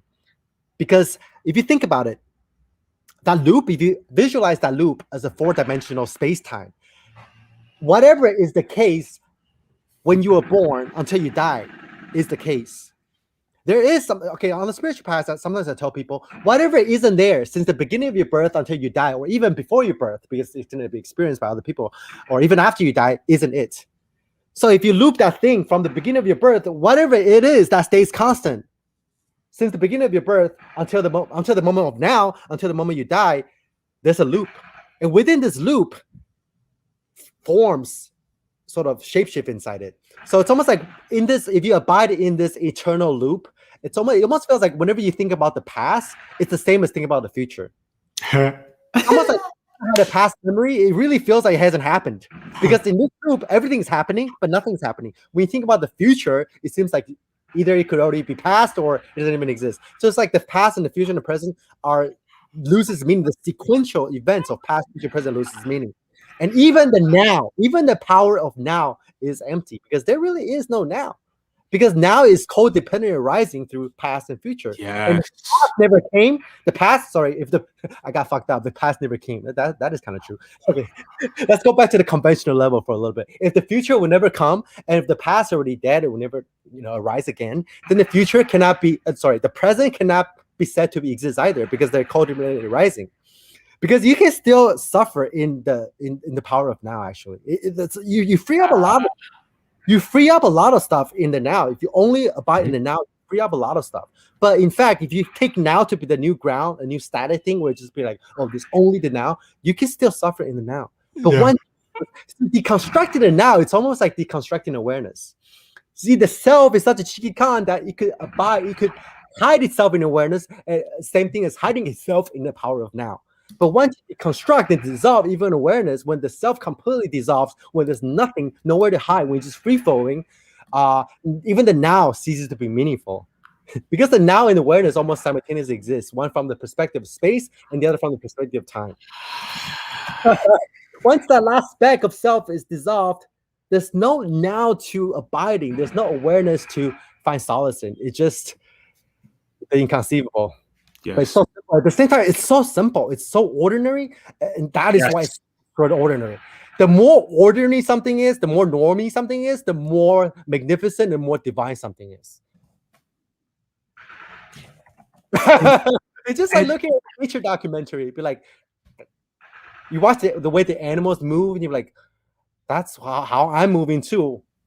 You watch how the wind blows the trees and how the flowers bloom. You're like, I'm in the same force of nature as all that. Right? So that's why I've been watching a lot of Animal Planet nature documentaries lately. But see, the non-duality enlightenment is very, very interesting in the sense that it is like kind of like going back to like the primordial soup of nature. So you just like exact same thing as the lions and the cheetahs and the trees and the flowers and the birds. But at the same time, as humans, see, I wouldn't call animals enlightened, because they don't have the metacognition to realize that. So in a sense, non-duality enlightenment is a combination, or is the paradoxical accumulation of something that's extremely primal, something that's totally in the natural state, as nature, and something that's totally alien, something that's totally like advanced in technology, something that's totally futuristic. Because really, non-duality is pretty new, even though it's the quote unquote natural state. It's something that's just started to pick up right now in our modern society. So in a sense, it's something that's extremely primal, and it's the force of nature, where animals are kind of enlightened, but it takes a modern human being who has this new organ that is the brain to recognize it.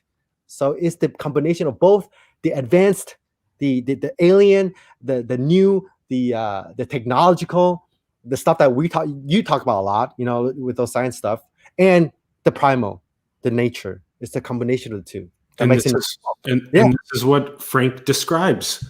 You have the earth fractaling out so naturally. Look at the hydrological cycle. It is And then, so beautifully smooth and abiding as the effortless infinite fractal, and being the flower that effortlessly blossoms towards the sun, that has its unique aroma, which is why you have a unique costume, is because you're a unique firework of the infinite. And because of that, you have a unique aroma, you have a unique gift to bring.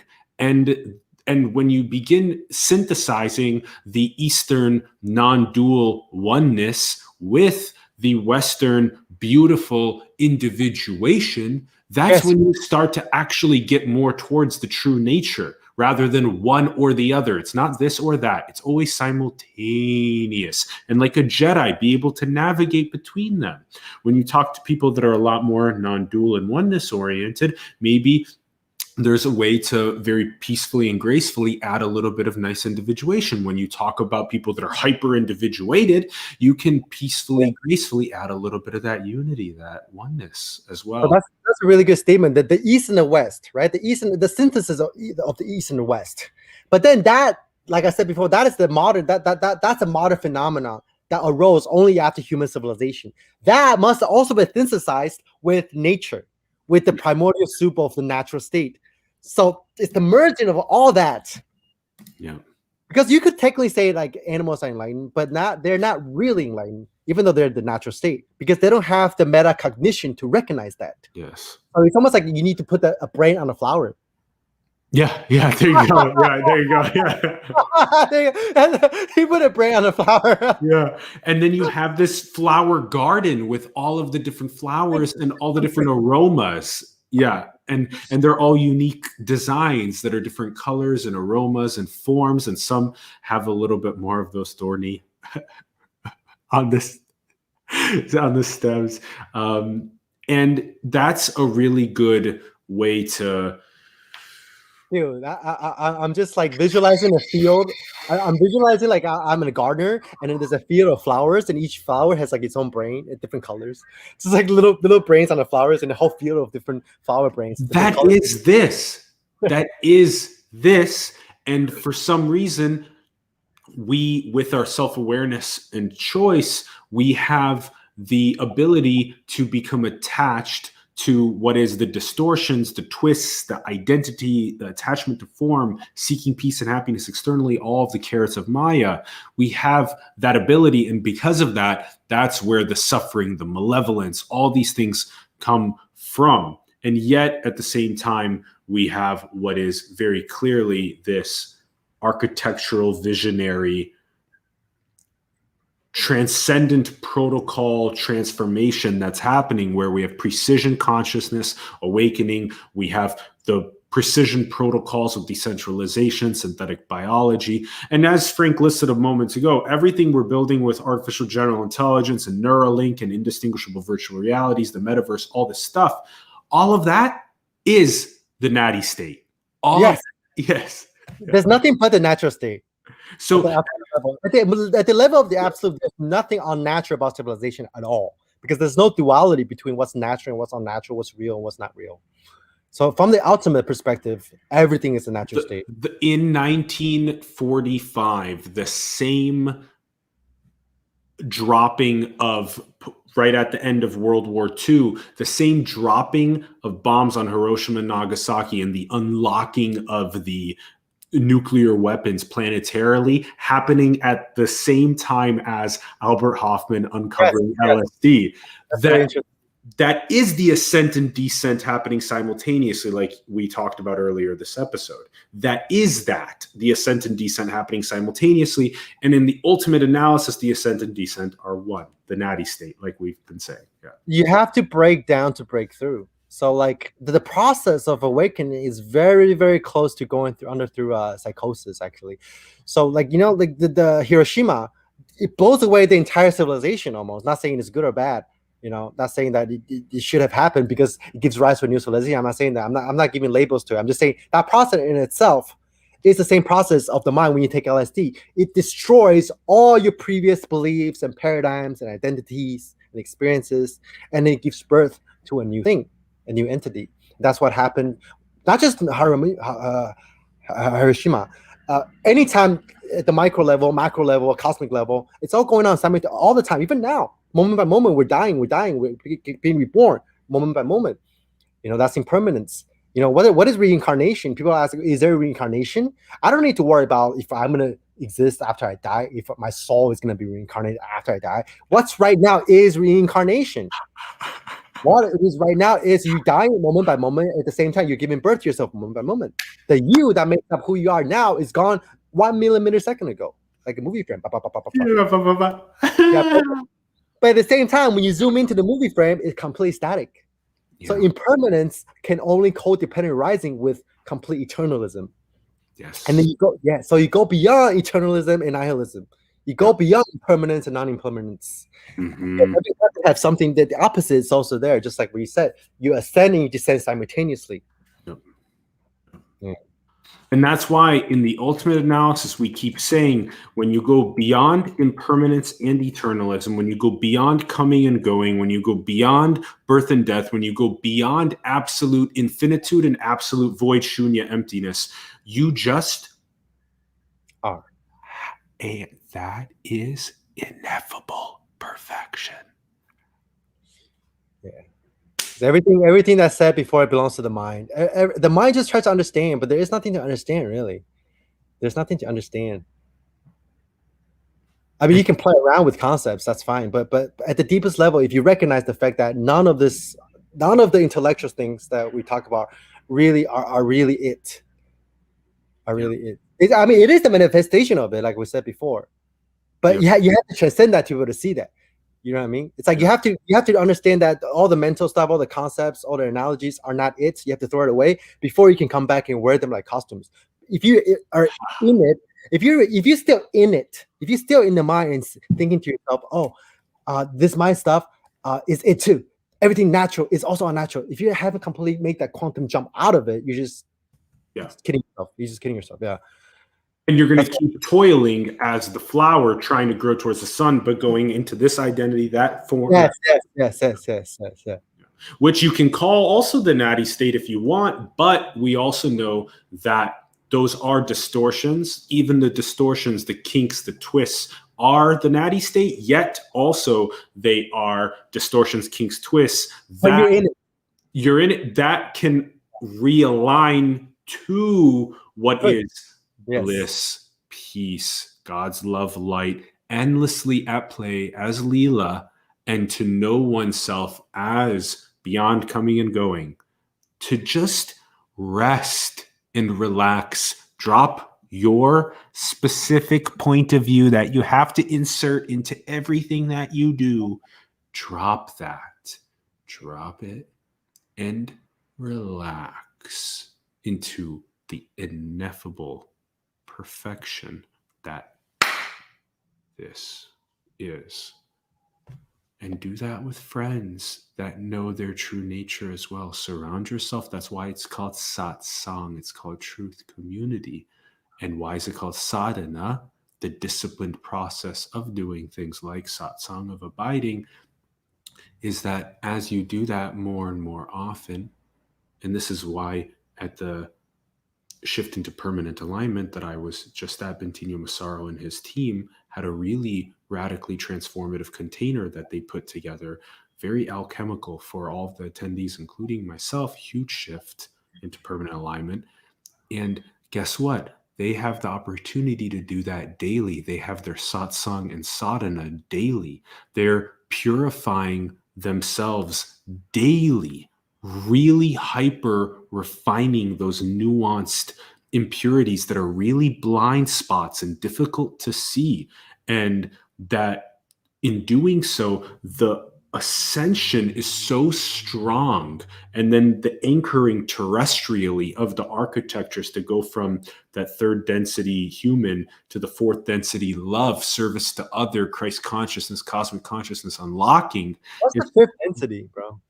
The fifth density in the law of one is when you balance wisdom with the love, Right. because love tends to express itself like overzealously as martyrdom, and you try and change everybody and give them the love, and wisdom is the sort of graceful balance of backing off from needing to deliver love everywhere.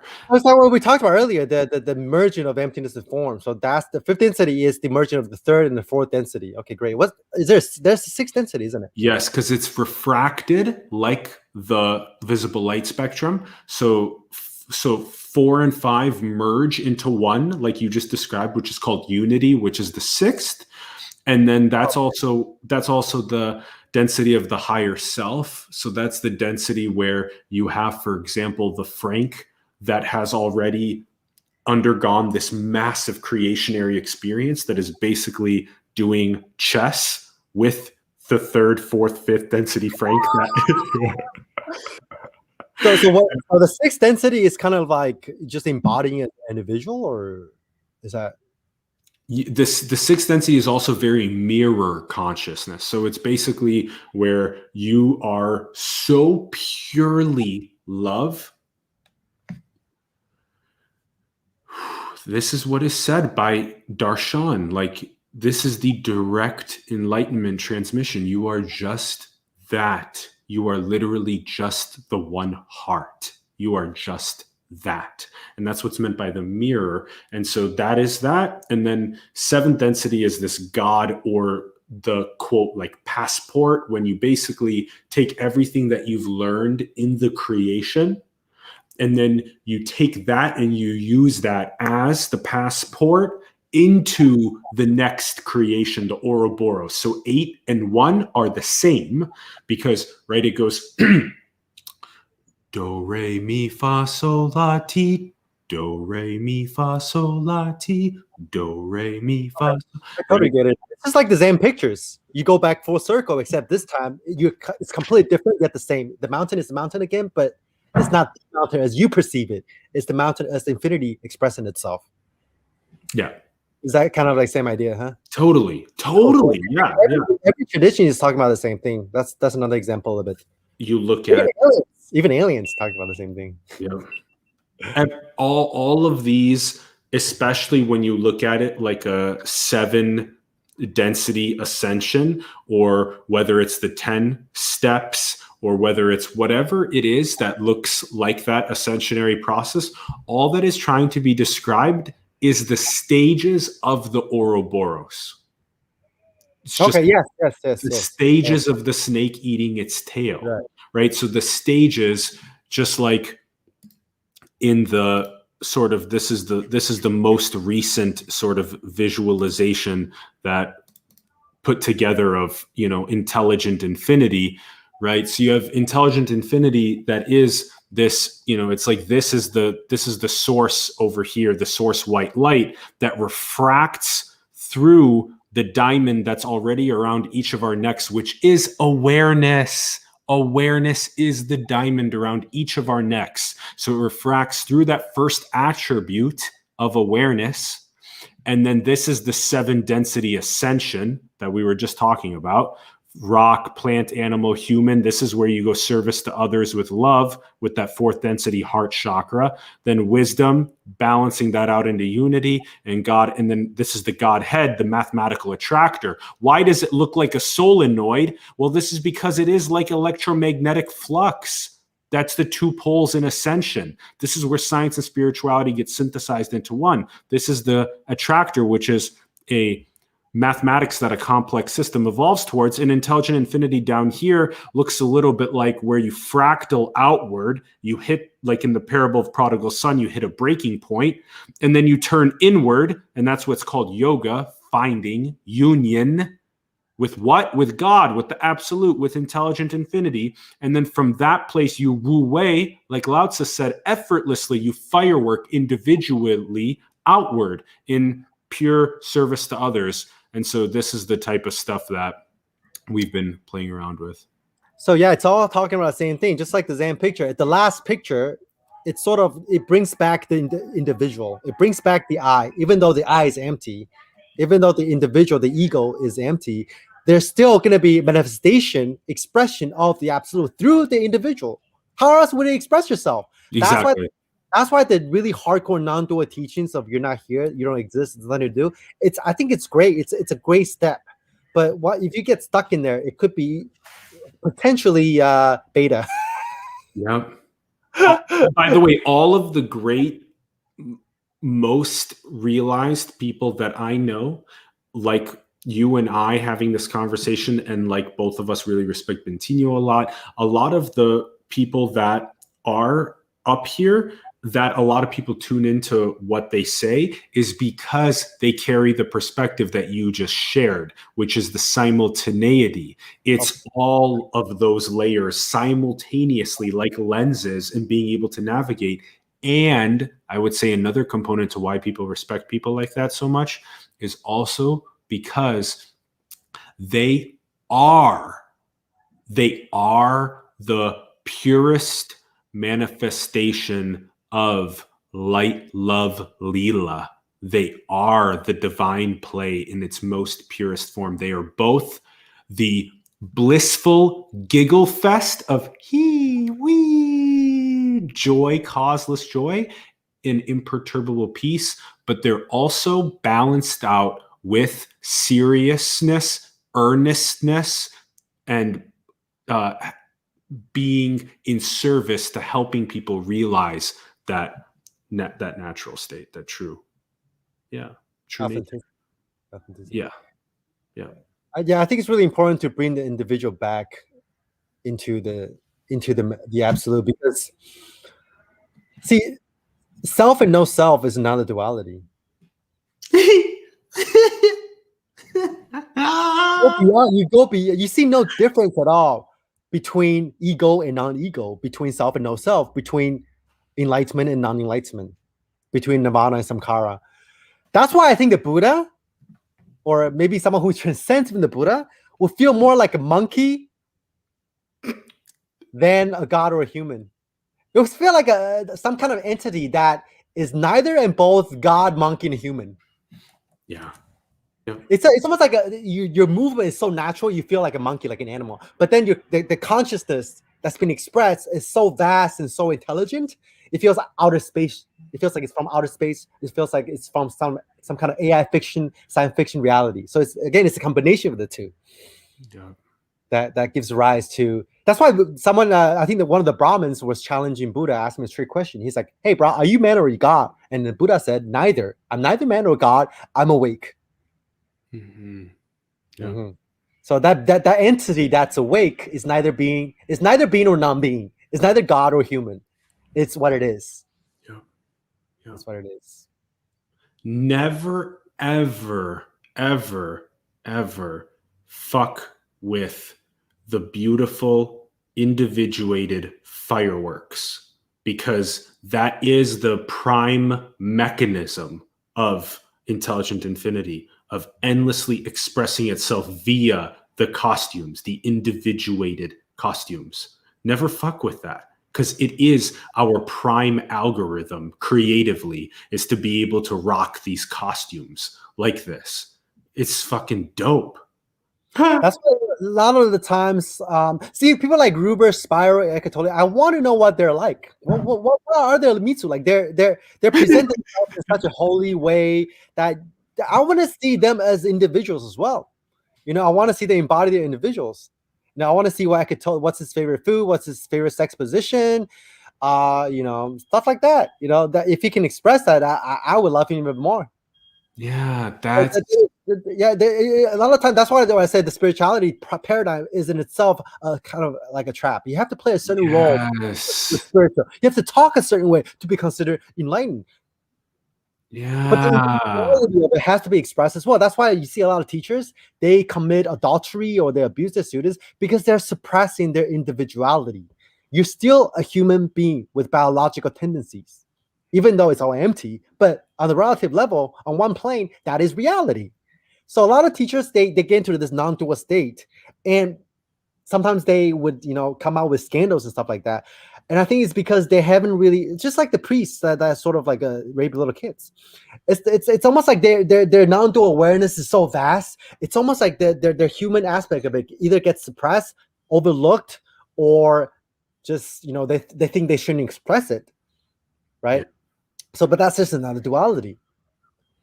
And the appearance of the holy spiritual teacher is almost a cultural dogma that has been it's been programmed by the matrix that if the spiritual teacher doesn't look like that, then they're not enlightened, so don't trust them.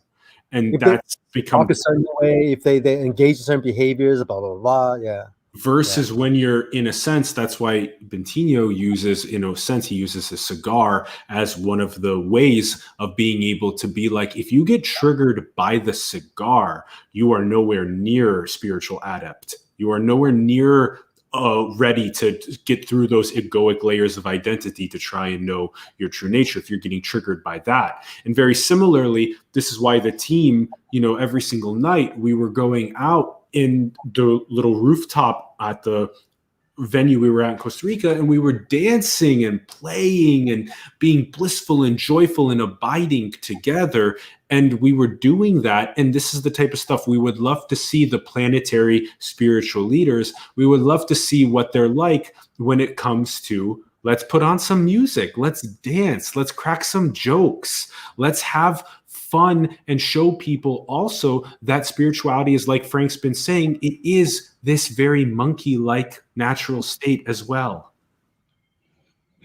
So that's what Osho tried to do, I think, also with his he did with his cars and his whatever else that he did. Check out these jokes. Osho, I take your trouble seriously, but deep inside I am giggling. And then there's this one too. That's funny, man. When I look at you, I am searching for a joke. Yeah. that guy's such a troll, man. Yeah, and you're right. It's a playboy. Yeah.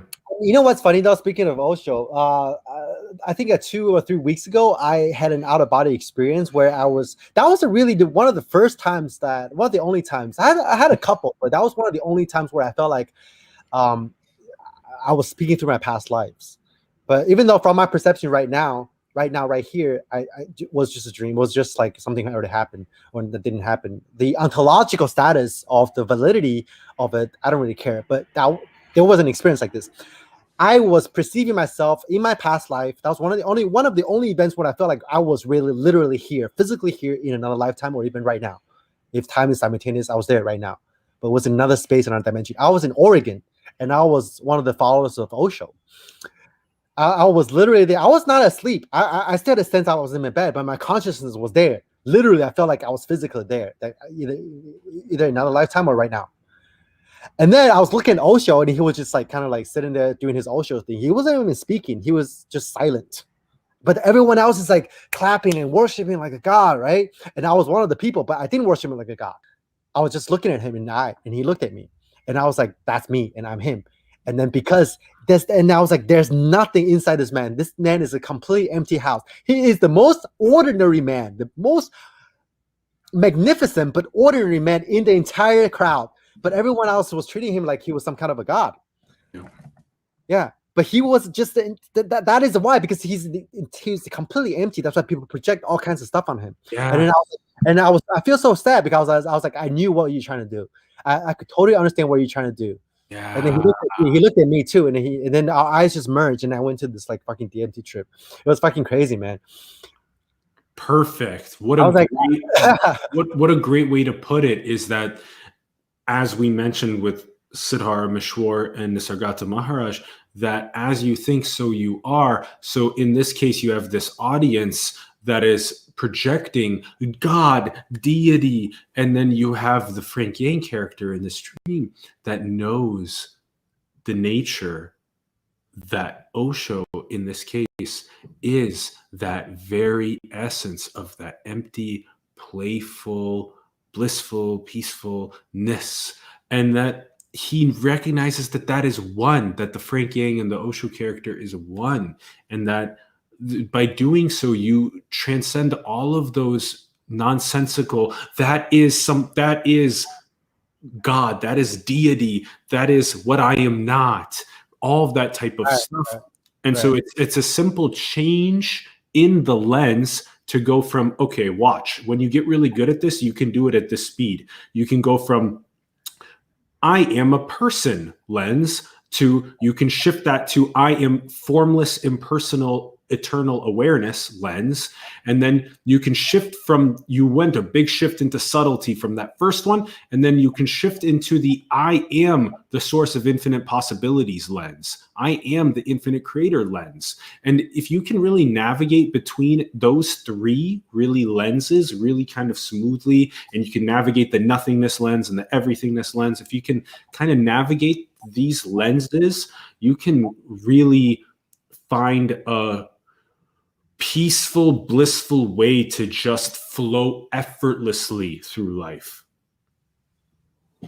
Which is what it is. You are a flower expressing itself aromatically on the planet, growing towards the sun effortlessly, and your mind is just toiling you around like you're playing out of tune in the symphony because you're attached to some sort of layer of identity that formed thanks to your ignorant parents and the ignorant matrix that we built ourselves for this exact process of getting us out of the mazeless maze, the lockless escape room. So you said something about flowers, and I just want to tell you guys a story about how the Buddha was gonna give like the best sermon in the world, like one of his last sermons, like the sermons of all sermons. It's almost exactly the Osho story I talked about. So he walked up to the podium. There's all thousands of people trying to receive his blessing, right? Trying to learn the Dharma of all Dharmas. And then the Buddha, he just took out flowers. He just goes like this. He just took out the flower, he just held it. And there's only one person in the entire stadium that truly knew what he was talking about. And he just nodded at the Buddha, and the Buddha nodded at him. And that was it. That's exactly my experience with Osho. I was like, hey, man, if you really understood what Osho was talking about, you wouldn't be clapping at this man. You would be like, this man exactly the same as me. There's absolutely no distinction at all between Osho and me. And Osho sees no distinction at all either. Boom. That's why Osho went into this phase of like 3 or 4 years of silence. He was saying like, I've been speaking so much, 15 years. I've been talking nonstop for 15 years, but I feel like I'm talking to a wall because so many few people understand the simplest truth. Yeah. I was like, I understand what this man was trying to say, just by looking in his eyes, and he's just being silent. So like the Buddha just holding out a flower. This is the Dharma of all Dharmas. Yeah. That's good enough. Now here's the flower. Perfect. I think that's a great place to end it. Likewise, I was just thinking the same thing. It's 11:11 on my clock. And it's 11:11 in Taiwan. Boom. Perfect. 11:11 in Taiwan. Perfect. See, even more boom. Wom, wom, wom. It's effortless. The whole 2-hour convo, so flow, so smooth, effortless, just like the hydrological cycle on the planet. And thank you for the ending of that beautiful, this is the Dharma. Look.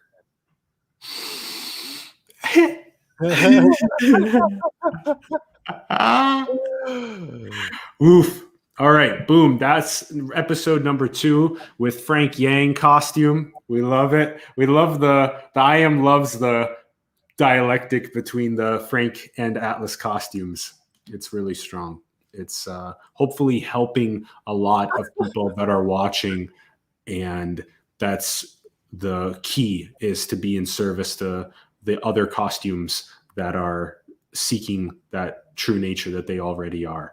Yeah, it's consciousness wants to wake up to itself. That's the only projection or the only trajectory of consciousness, is to wake up to itself. So you can do whatever it means possible. You know, at this moment, it's doing it through the Frank Yang and the Alice costume.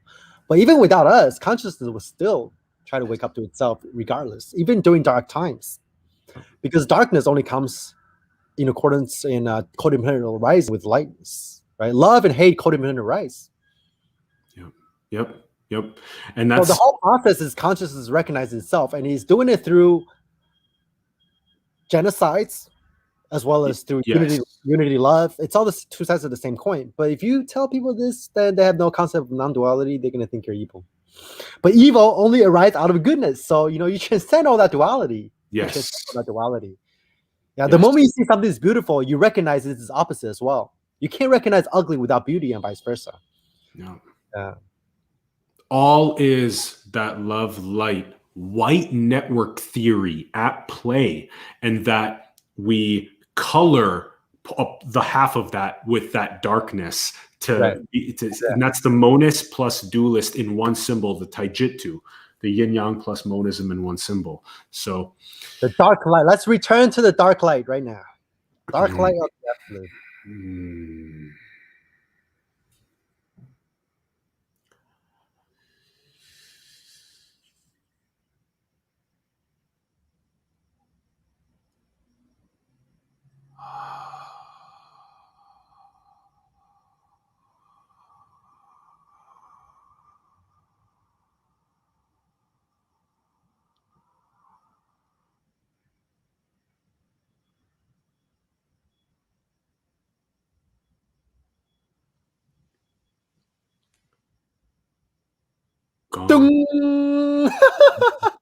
Let me play a bell and then we'll end it.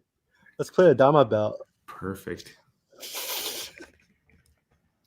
Play a Dharma bell. Yes. I like how we both, as that was coming through, we both said dong. That was beautiful. Let's see.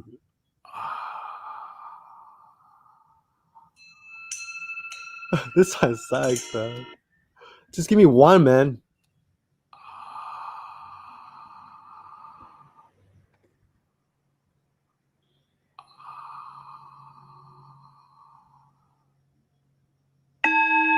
There, that's a good one.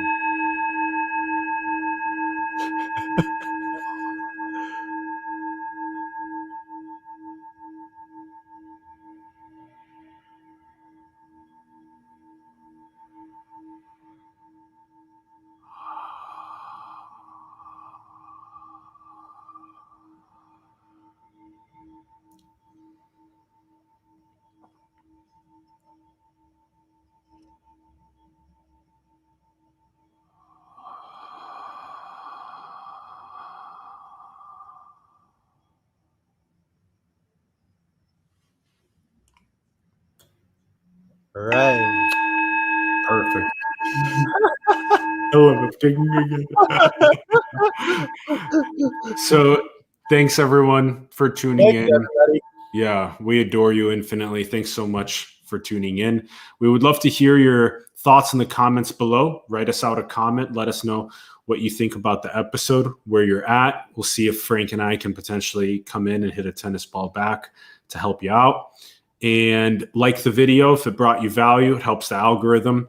Also subscribe to the channel if you haven't yet. Share the video with people that you know this would positively influence. That's critical as well. And check out the links in the bio below. You can find the first episode we did with Frank. We'll have that link below. Also check out Frank's YouTube channel has a lot of awesome content. That link's in the bio below. Check that out. Also, Frank's Instagram has a lot of awesome content. That link's in the bio below. This is going to go on for 1 hour, bro. So check out all those links in the bio below. Infinite love and adoration. Frank, thank you. What a stellar round 2. Thank you. The Eternal Brah. The Eternal Brah. All right, we'll stay in the studio. Much love, everyone. I'm going to end the broadcast. Peace.